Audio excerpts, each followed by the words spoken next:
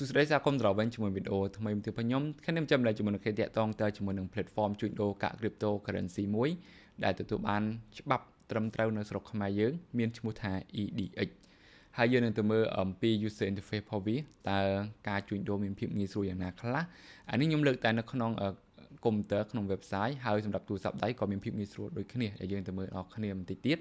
ហើយជឿលើពីនឹងទៀតបាទជាពិសេសតែម្ដងសម្រាប់អ្នកដែលគាត់អត់ទាន់ register EDX អ្នកគ្នាអាច register បានហើយបាទអ្នកគ្នាអាច register ជាមួយនឹង platform EDX ហើយចូលរួមកម្មវិធីដែលវាមានការចែករង្វាន់បាទមានការចែករង្វាន់ជាកាក់ USDT សម្រាប់អ្នកគ្នាដែលចូលថ្មីបាទចឹងដើម្បីកុំឲ្យខាត់ពេលយូរយើងទៅមើលទាំងអស់គ្នាអំពី platform EDX ហើយមួយទៀតតាក់ទងទៅច្បាប់ថាច្បាប់ត្រឹមត្រូវហ្នឹងតើច្បាប់យ៉ាងណាបាទមានឯកសារត្រឹមត្រូវឬក៏អត់ដែលយើងទៅមើលទាំងអស់គ្នានៅក្នុងអេក្រង់កុំព្យូទ័រខ្ញុំតែម្ដងបាទនេះគឺជាឯកសារផ្លូវការចេញពីនាយកដ្ឋានមូលបត្រកម្ពុជាដែលគាត់ផ្ដល់ជូនបាទទៅឲ្យក្រុមហ៊ុនដែលមានឈ្មោះថា Eurasia Digital Asset Exchange ដែលគឺជាក្រុមហ៊ុនគាត់មាន product របស់គាត់ជា EDX ដែលអ្នកគ្នាមើលនឹងបន្តិចទៀតនេះដែលយើងអាចទៅប្រើប្រាស់បាននឹងឯងបាទនេះគឺជាឯកសារមួយដែលត្រឹមត្រូវអ្នកគ្នាអាចទៅ page របស់នាយកដ្ឋានមូលបត្រកម្ពុជាឬក៏ចូល website របស់គាត់ដើម្បី verify បានដូចគ្នាណាកុំឲ្យឃើញតែឯកសារអ្នកគ្នាកាយរកឯកសារខ្លៃបន្លំអីអញ្ចឹងអ្នកគ្នាអាចចូលទៅកាន់ website ហើយអ្នកគ្នា search មើលក្រុមហ៊ុនហ្នឹងទៅតើក្រុមហ៊ុនហ្នឹងមានពិតប្រាកដឬអត់ហើយអ្នកគ្នាអាចទៅមើលលក្ខខណ្ឌរបស់វាបាទអាលិខិតលេខមួយអ្នកគ្នាមើលតើលិខិតលេខហ្នឹងនិយាយអំពីអីគេណាលិខិតលេខនិយាយពីអីគេអ្នកគ្នាអាចមើលតាមដោយខ្ញុំអាចថានឹងមិនមកលំអិតឲ្យអ្នកគ្នាទាំងអស់ទេអញ្ចឹងគាត់បង្ហាញអ្នកគ្នាដឹងថាវាជាក្រុមហ៊ុនមួយដែលទទួលបានសិទ្ធិមែនបាទចេញពីនាយកដ្ឋានមូលបត្រកម្ពុជា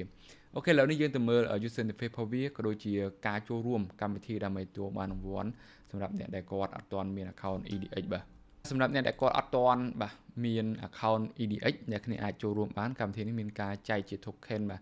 5 USDT នេះហើយជាក់ស្ដែងបាទដូចជាមានការលើកឡើងថា5 USDT ហ្នឹងគឺវាឲ្យ EDX គាត់ឲ្យយើងក៏តែ platform QuestN នេះមានការកាត់បាទកាត់ភាគរយជាដើមអញ្ចឹងអ្នកគ្នាអាចធ្វើបានបាទយើងអត់ធ្វើអត់អស់លុយទេ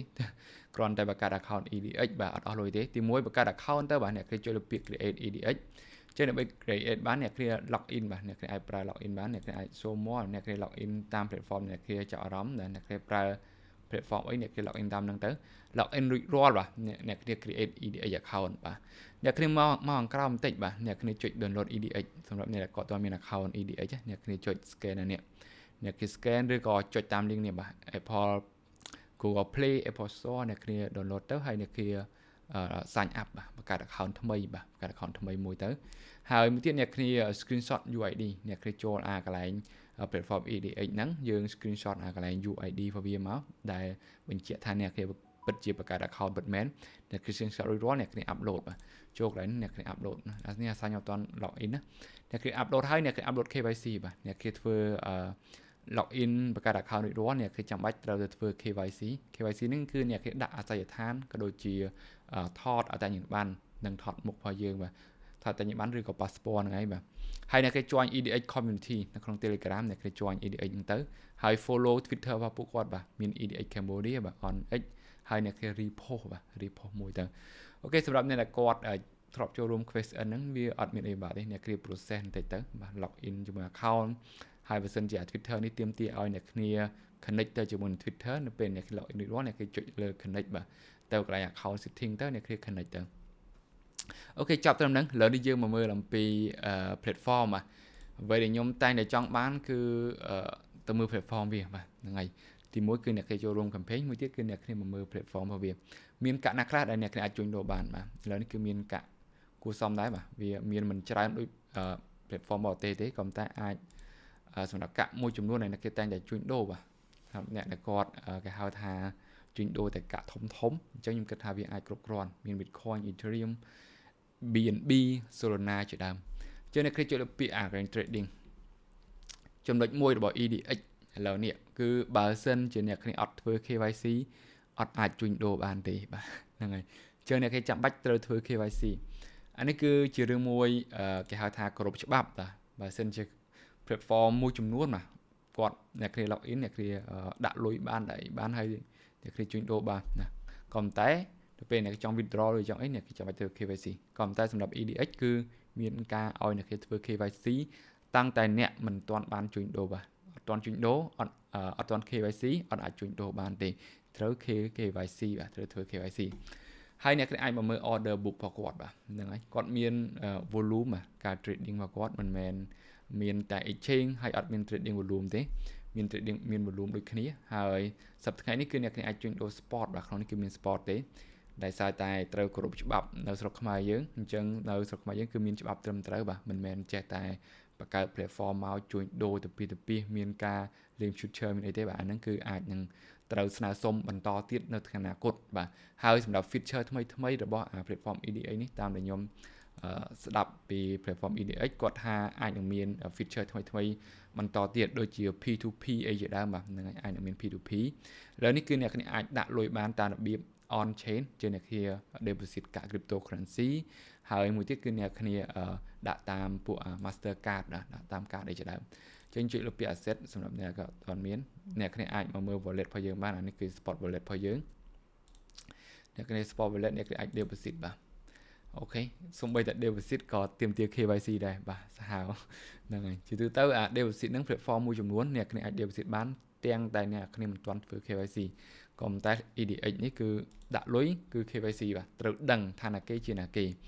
ត្រង់កន្លែងនេះគឺវា cut off បាទវាដោយសារតែគ្រប់ច្បាប់កម្ពុជាយើងអញ្ចឹងត្រូវ KYC ការធ្វើ KYC នេះគឺវា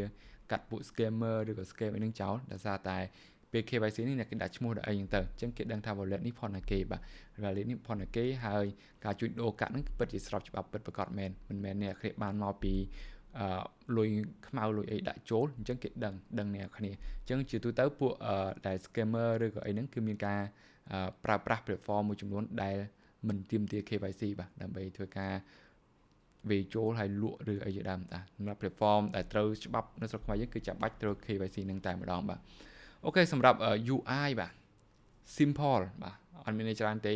ហើយវាអាច finish the job អត់សម្រាប់ខ្ញុំផ្ទាល់បាទសម្រាប់ខ្ញុំផ្ទាល់គឺអាចថា finish the job ត្រង់ថាជាទូទៅការជួញដូររបស់ខ្ញុំគឺទិញបាទខ្ញុំទិញកាក់ cryptocurrency ខ្ញុំទិញហើយខ្ញុំយកទៅទុកឬក៏ withdraw ចេញមកក្រៅមកទុកខ្លួនឯងជាដើមខ្ញុំអត់មានប្រើ service ផ្សេងដូចជា future ឬក៏អីម៉ានទេចឹងអានេះវា finish the job សម្រាប់អ្នកដែលគាត់ជាអ្នក DCA ឬក៏មិនបានជួញដូរប្រចាំថ្ងៃអីបាទគឺអាច clear បានត្រង់កន្លែងហ្នឹងហើយមួយទៀតខ្ញុំឲ្យអ្នកគ្នាត្រួតពិនិត្យមើលខ្ញុំកន្លែងនេះអត់បាន skin out ទេតាក់ទងទៅជាមួយនឹងតម្លៃបាទតម្លៃតើតម្លៃរបស់វាអាចគួតប្រជែងទៅជាមួយនឹងតម្លៃ platform ក្រៅប្រទេសឬអត់បាទជឿដោយសារតែ